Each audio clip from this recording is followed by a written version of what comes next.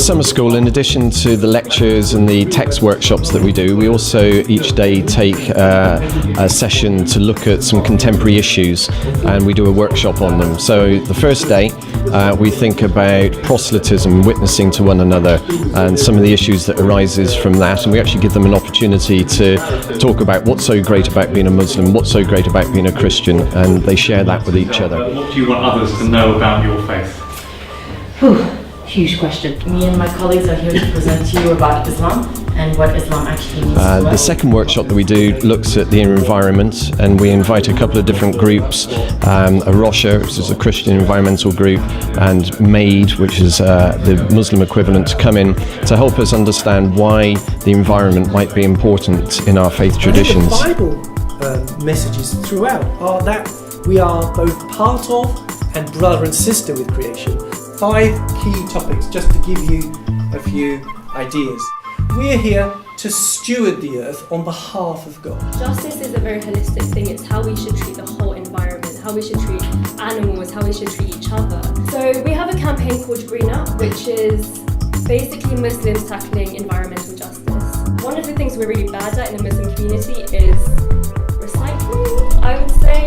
Well, this afternoon the students are in the Dragon's Den, and we've asked each group to design a project to raise awareness about a particular issue to do with creation care or recycling, something like that.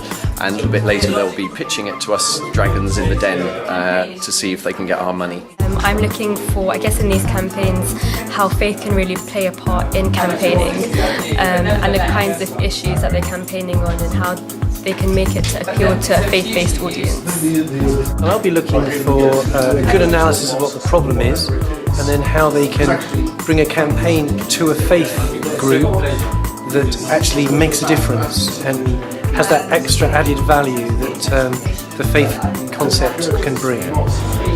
The third workshop that we do is about religion and law, and we actually ask them to design some laws responding to some different court cases that we've had in public life recently. So things to do with like symbols, religious symbols in public life, religious rights in the workplace, and things like this. And we actually ask them to write a law, and then they have to bring the law to Parliament, and we all vote on it. And then another of the workshops that we do is looking at pastoral care in the community. That might be youth work, it might be how we relate to children, it might be how we as imams, as vicars, as youth workers care for multicultural communities.